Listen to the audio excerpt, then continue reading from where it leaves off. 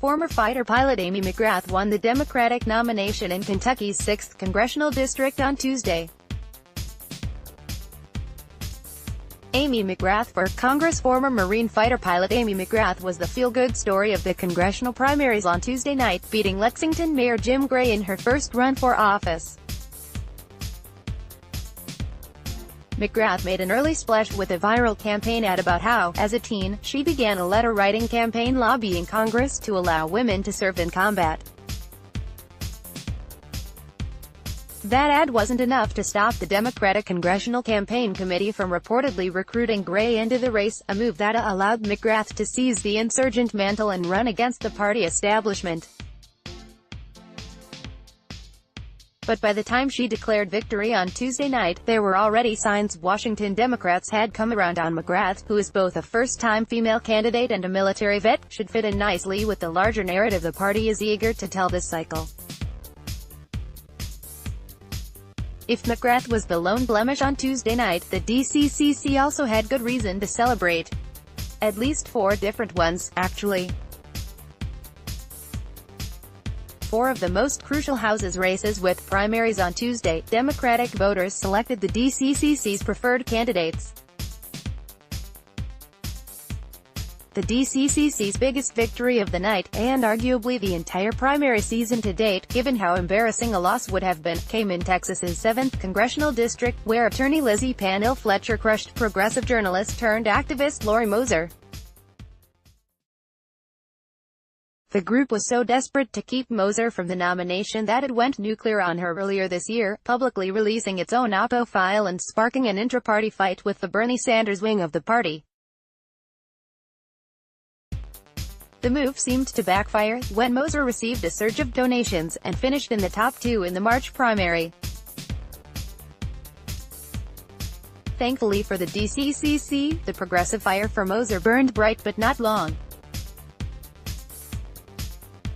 By the time Tuesday rolled around, the DCCC had backed off, and other races had taken center stage. Fletcher will now square off with GOP Rep. John Culberson in a district Hillary Clinton won narrowly 2 years ago. The stakes weren't as high, nor as personal, in 2 other Texas runoffs, though the DCCC's favorites won both of those as well.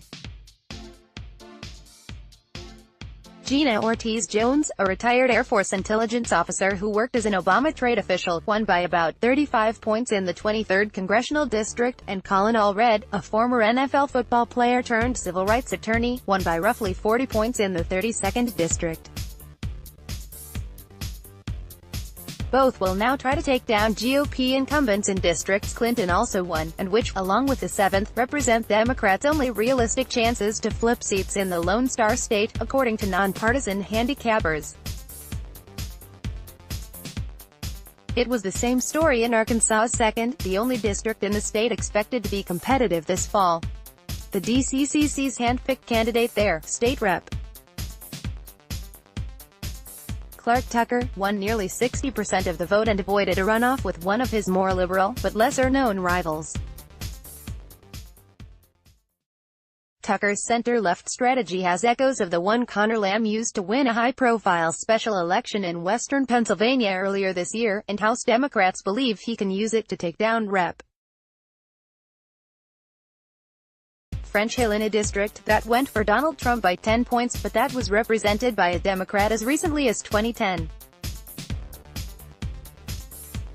The DCCC steered clear of a crowded fight in Georgia's 6th district, where Rep. Karen Handel survived a surprising challenge from Democrat John Ossoff in a special election last year. Ossoff declined to run again, and the race filled with a few intriguing prospects.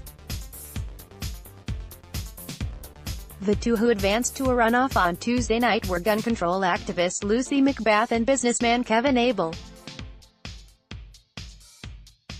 A third candidate, a former local TV anchor, got some help from Steny Hoyer and Blue Dog Democrats along the way. But McBath has the backing of Emily's List, Senator Kirsten Gillibrand, and gun control groups, and should prove plenty palatable to the establishment.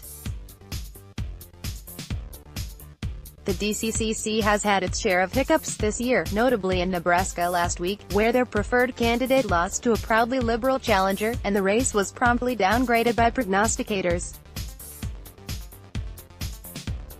In Texas, where the group's unusual attack on Moser caused them a headache of their own making, losing to Moser would have led to some soul-searching about whether the party's intervention was doing more harm than good. And the real test will come in 2 weeks, when Democrats also face a handful of potentially make-it-or-break-it primaries in California, where a quirky primary system could mean a few GOP-on-GOP general elections in races that would otherwise be winnable. But for now, at least, the DCCC should be feeling pretty good. You depend on Slate for sharp, distinctive coverage of the latest developments in politics and culture. Now we need to ask for your support. Our work is more urgent than ever and is reaching more readers, but online advertising revenues don't fully cover our costs, and we don't have print subscribers to help keep us afloat. So, we need your help. If you think Slate's work matters, become a Slate Plus member. You'll get exclusive members-only content and a suite of great benefits, and you'll help secure Slate's future. Join Slate Plus.